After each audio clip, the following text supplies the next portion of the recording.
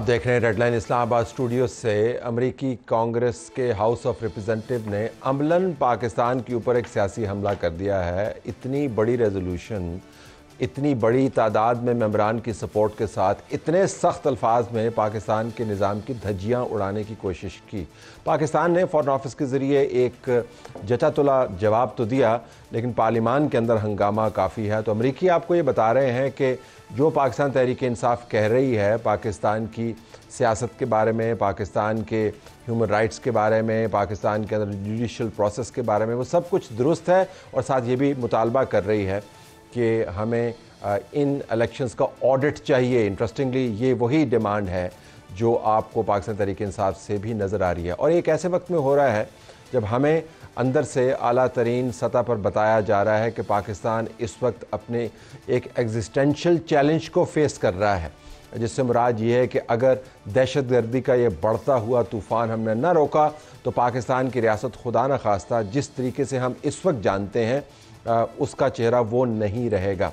ये मामलात आज असम्बली में भी गूंजे और जो अमूमन ऑपरेशन के मुखालिफ हैं और तालिबान के साथ बातचीत करने वाली क़ुव्वतें हैं, उन्होंने भी इसका इयादा किया। मौलाना फजल रहमान की एक आपको शॉर्ट सुनाते हैं और उसके बाद हम अपने जो तजिया निगार उनका आपसे तारुफ करवाएंगे और इस तमाम मामले का अहाता करेंगे। ऐसा महसूस हो रहा है कि जैसे अगले 2-4 महीनों के अंदर हमारे डेरा इस्माइल खान, वजीरिस्तान, दूसरा वजीरिस्तान, लक्की मरवत, करक, बन्नू, इन इलाकों में अमारत इस्लामिया कायम हो जाए और पाकिस्तान की नज़र नहीं आ रही। मगरिब होती ही तमाम थाने बंद हो जाते हैं। मुर्तज़ा सोलंकी साहब हमारे साथ मौजूद हैं, आमिर इलियास राना हमारे साथ मौजूद है, दोनों का बहुत शुक्रिया। हमारे साथ अनीका निसार मौजूद हैं और फ़हद हुसैन साहब, आप दोनों का भी बहुत शुक्रिया। स्टार्टिंग विद यू फ़हद, पहले ज़रा अमरीकी कांग्रेस वाला अहाता कर लें। ये एक बड़ी ख़बर है, धचका है पाकिस्तान के लिए, इसको टाइम किया गया है उन हालात से जिनका हमें सामना है, या क्या? मेरे ख्याल में देखिए धचका तो बिल्कुल है। इस तरीके से एक रेजोल्यूशन आनी, कांग्रेस से आनी और इस ओवरवेलमिंग मेजॉरिटी से आनी, और उसमें जो कुछ लिखा हुआ है रेजोल्यूशन में उसमें भी कोई यानी अनक्लियर एम्बिगुअस चीज़ नहीं है, बिल्कुल क्लियर ही लिखा हुआ है कि आपने ये करना है और इलेक्शंस के ऊपर जो है वो बाकायदा सवाल उठाया गया है। अच्छा, just to sort of add to that कि अब पाकिस्तान में भी एक्चुअली हम भी यही बात करते रहे, इलेक्शंस को दूध के धुले हुए तो नहीं है। बहरहाल अमरीकी कांग्रेस को इस तरीके से रजिस्टर कर दिया, उसमें पाकिस्तान तहरीक इंसाफ की लॉबिंग का कितना इम्पैक्ट है, खुद तो वो दावा कर रहे हैं, खुद तो छलांगे मारते फिर रहे हैं, अमरीका वाले तो खुदा करें कि जी हमारी वजह से ये हुआ है, लेकिन बहरहाल जिसने भी किया हो गया और पाकिस्तान अब रिस्पॉन्ड कर रहा है। मेरे ख्याल में इससे जो आपकी न सिर्फ ये कि अमरीकी पावर सर्कल्स में जो और अमरीकी जो रूलिंग एलीट अगर हम वो लफ्ज़ इस्तेमाल करें, उसमें अगर पाकिस्तान का और पाकिस्तान की इस गवर्नमेंट का और उन तमाम लोगों का जो 2024 के इलेक्शंस को करवा रहे थे, उनके ऊपर एक बहुत बड़ा एक मेरे ख्याल में ये एक इम्पैक्ट आएगा। सोलंकी साहब, इसमें कोई अनयूजुअल चीज़, क्योंकि आप अमरीकी निज़ाम को भी बड़े करीब से देखते हैं, आप मवाजना भी कर सकते हैं, तारीख से भी बहुत अच्छी तरीके से वाकिफ़ हैं, ये गैर मामूली हैं जो नंबर्स हैं? नंबर्स गैर मामूली ज़रूर हैं, लेकिन जैसा कि फ़हद ने बताया कि उसमें जो रोकड़ा है लॉबिंग का, उसका भी असर है, लेकिन उससे भी ज़्यादा मेरे ख़्याल में ये जो नया तनाव है इसके पीछे चुनाव है अमेरिका का, कि जितने भी कांग्रेसमैन हैं, सेनेटर्स हैं, उन सब को ख़ास तौर पर कांग्रेस में तो हर 2 साल बाद इलेक्शन होते हैं, अभी होंगे नवंबर में, तो उनको फंडिंग कम्युनिटीज़ करती है, तो इस दफ़ा ज़्यादा उसका असर हुआ होगा। ये नहीं है कि बाइडेन एडमिनिस्ट्रेशन का कोई चेंज ऑफ हार्ट हुआ है, क्योंकि ये अनबाइंडिंग एक रेजोल्यूशन है, वो लाजमी नहीं है अमरीकी सरकार पर। बाकी जो इंतखाबात हैं, हमारे इंतखाबात पे पहले भी सवाल उठे। तो लॉबिंग का पैसा इसके अंदर आपको नज़र आता है, जो कि एक दिलचस्प जाविया है। ये जानते हो कि इमरान खान साहब, आमिर साहब कहते रहते हैं हमें कि मेरे खिलाफ जो वोट ऑफ नो कॉन्फिडेंस थी उसके अंदर ख़रीदो फरोख्त पड़ी हुई थी, तो अब जो वोट ऑफ कॉन्फिडेंस उनके हक़ में कांग्रेस से आया है उसके अंदर भी इनके बयान के मुताबिक लॉबिंग का पैसा इन्वॉल्व है। लेकिन बाइडेन एडमिनिस्ट्रेशन ने जो इलेक्शन के ऊपर स्टेटमेंट जारी की थी उसका भी एक हिस्सा इस रेजोल्यूशन ने कोट किया। सो इन अ वे दे आर सेइंग कि है तो ये कांग्रेस की हाउस ऑफ रिप्रेजेंटेटिव की रेजोल्यूशन, लेकिन बाइडेन एडमिनिस्ट्रेशन की पॉलिसी को हम एको करते हैं कि ये जो इलेक्शन के मामलात हैं धांधली वाले, इसकी आप तहकीक कराएं। देखिए ना, अमरीकी साजिश से अमरीकी हिमायत तक का सफ़र है ये असल में तो, और जाहिर है कि वो डॉलर्स तो लगे हैं लॉबिंग के ऊपर, जो पेपर्स भी आए सारे, अनबाइंडिंग भी है, सब कुछ है, लेकिन क्वेश्चन है। और ये 2018 में भी अमेरिका की तरफ से मुतालबा किया गया था कि ये क्या इलेक्शन है, जो 2018 इस रेजोल्यूशन में उसका भी जिक्र है, मतलब हमारा, लेकिन उसके बाद रेजोल्यूशन नहीं आई और इतने नंबर्स के साथ नहीं आई। मतलब हम एक तसलसल के साथ एक ही काम किए जा रहे हैं, और नई गलती तो करनी नहीं, तो पुरानी दोहराई जाएंगे। तो इसको हम इस तरह ही साइड पे ले जाएंगे कि जी उन्होंने कौन से कोई मकबूजा कश्मीर और गज़ा पे ये काम किए हुए हैं कि उनको अब बहुत पाकिस्तान के इंसानी हकूक़ याद आ रहे हैं, वो तो वहाँ पे हमायत कर रहे हैं ना इसी इंसानी हकूक़ की पामाली की जो यहाँ पे वो ढूंढ रहे हैं। तो हर मुल्क का और हर लॉबी का अपना अपना इख्तियार है, पाकिस्तान यूँ ही गुजरता है, गुजर जाएगा, कोई ज़रा इसमें परेशानी की बात नहीं। परेशानी इसलिए कि हमने हटना ही नहीं है इस काम से, मतलब कुछ सोच तो लें। ये इज़ वेरी इंटरेस्टिंग एंगल लेने का कि हमें आसान है कि हम तनकीद करें और तनकीद हम कर रहे हैं, लेकिन इंतखाबात के ऊपर सवालिया निशान तो हैं। तो अगर हम ये सवालिया निशान हटाते हैं तो शायद ये रेजोल्यूशन ना आती। डिफरेंस तलत साहब ये है कि हम 70 साल से ऐसे इंतखाबात हमारे यहाँ हो रहे हैं, कोई नए इंतखाबात नहीं है। हर बार धांधली की गूंज सुनाई देती है, 2013 के इंतखाबात में भी सुनाई दी थी, 2018 के में भी सुनाई दी थी, उससे पहले भी। 75 ईयर्स की आप हिस्ट्री निकाल लें, जितने इंतखाबात हुए उसके अंदर कौन सा ऐसा इंतखाब है जहां सबने कहा है कि बड़े अच्छे इंतखाबात हुए, वेरी वेल, हम अपोजिशन में बैठने को तैयार हैं। जब ऐसे इंतखाबात ही नहीं हुए तो अभी कुछ नई चीज नहीं हुई पाकिस्तान में। नया ये हुआ है कि रेजोल्यूशन नंबर 901 के तहत अमेरिकी कांग्रेस ने अपना इंटरेस्ट दिखाया है एक ऐसे टाइम पर जबकि पाकिस्तान ऑलरेडी गजा के मैटर के अंदर बहुत ज्यादा वोकल है, एक ऐसे पॉइंट पर जहां हम ऑलरेडी इंटरनेशनल इश्यूज के अंदर यूएस से थोड़ा सा डिटैच होकर चाइना की तरफ भी जाते हुए नजर आ रहे हैं। तो मुझे ये ह्यूमन राइट्स और डेमोक्रेसी से ज्यादा एक प्रेशर टैक्टिक के तौर पर नजर आ रहा है। क्या अमेरिका वो वाहिद मुल्क नहीं है जिसने किसी और मुल्क के ऊपर न्यूक्लियर बॉम्ब दाग दिया हो?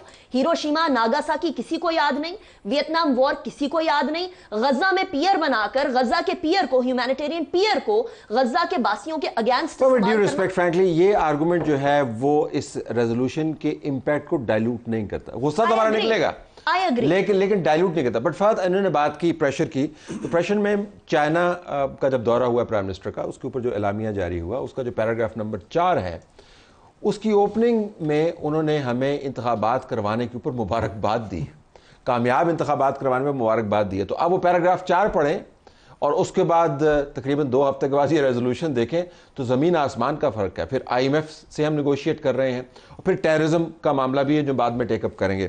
तो ये 3 पॉइंट्स हैं। तो अमेरिकन ने शायद सोचा हो कि काफ़ी वल्नरेबल पोजीशन है पाकिस्तान की, तो नाउ स्ट्राइक। देखिए अगेन अगर हम ये असम्पशन कर भी लेना चले तो वो स्ट्राइक क्यों करेंगे हमारे पे? वो what do they get out of it?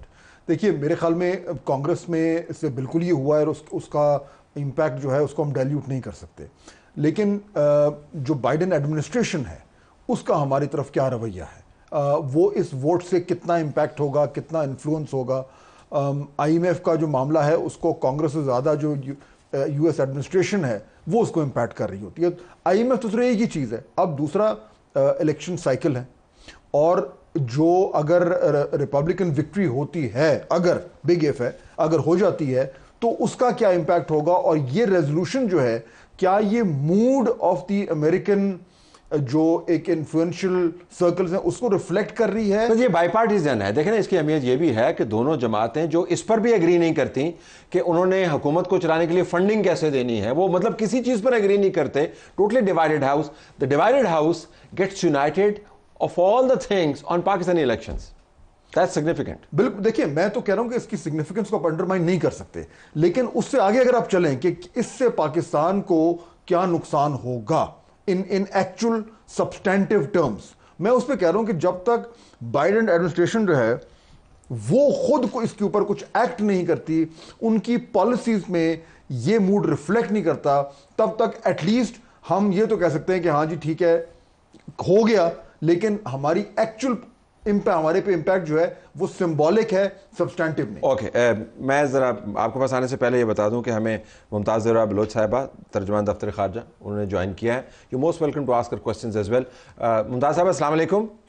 जी अस्सलाम वालेकुम। जी बहुत शुक्रिया जी। आपने जो प्रेस रिलीज जारी की वो हमने पढ़ी, बड़े गौर से पढ़ी, बार बार पढ़ी, तो हमें यूँ लगा हो सकता है कि हमारा मूड ज़्यादा ख़राब हो इस रेजोल्यूशन के बाद, और आपने तदब्बर से काम लिया कि जिस तरीके से अमेरिका ने हमारे निज़ाम को रगेदा है, आपका रद्द-ए-अमल जो था उसके ऊपर कोई बहुत ज़्यादा बरंगेख्ता मुझे नज़र नहीं आया है। आपका जो मूड है स्टेबल ही रहा, कोई बहुत आपने गुस्से का इज़हार नहीं किया। जी थैंक यू। देखिए जी, जो यूएस हाउस की जो रेजोल्यूशन 901 है, ये उनकी एक बिल्कुल कल पास हुई है, और हमारी इस पर ये व्यू है कि उस रेजोल्यूशन का पाकिस्तान के जो पाकिस्तान में डेवलपमेंट्स हैं, पाकिस्तान का जो इलेक्टोरल प्रोसेस है, जो पाकिस्तान की पॉलिटिकल सिचुएशन है, उससे बिल्कुल डाइवोर्स फ्रॉम रियलिटी है। ना उनको पाकिस्तान के डायनामिक्स की समझ है, और ना ही उनको जिस तरीके से उन्होंने वो प्रेजेंट किया है वो इस चीज़ को शो करता है कि उनका कोई भी इंटरेस्ट पाकिस्तान के साथ डायलॉग और एंगेजमेंट के साथ इन मसाइल का हल करने में मौजूद है। ये फरमाइएगा कि बाइडेन एडमिनिस्ट्रेशन ने भी इंतखाबात के हवाले से जो बयान जारी किया था, उसके अंदर भी ये मुतालबा था कि इन इलेक्शंस के अंदर जो इरेगुलरिटीज़ हैं, बल्कि उसके अंदर तो शायद लफ्ज़ फ्रॉड का भी इस्तेमाल किया गया था, मुबैना फ्रॉड का, उनकी इन्वेस्टिगेशन की जाए। तो हमारी इसके ऊपर स्टैंस क्या है कि ये इररेलेवेंट डिमांड है, उनका कोई हक नहीं बनता है? What is our stance on this? देखिए, हमारे जी ये पोजीशन है कि किसी भी मुल्क का जो पाकिस्तान के इंटरनल अफेयर्स में इंटरफेयर करने का कोई हक नहीं है, ना ही उनको हमारे डोमेस्टिक लॉज की कोई अंडरस्टैंडिंग है, और ना ही उनको जवाब बनता है कि पाकिस्तान के डोमेस्टिक अफेयर्स में इंटरफेयर करें। ये पोजीशन पाकिस्तान फॉरेन ऑफिस की आज से नहीं है, ये पिछले कई दहाइयों से है कि पाकिस्तान के इंटरनल अफेयर्स को हल करना पाकिस्तान के अवाम का हक है, और हमारा लॉज और हमारे कॉन्स्टिट्यूशन में इसकी गुंजाइश है कि हमने अपने लॉज, अपने मसाइल को किस तरह हल करना है, और पाकिस्तान के अवाम उसको हल करने की सलाहियत रखते हैं।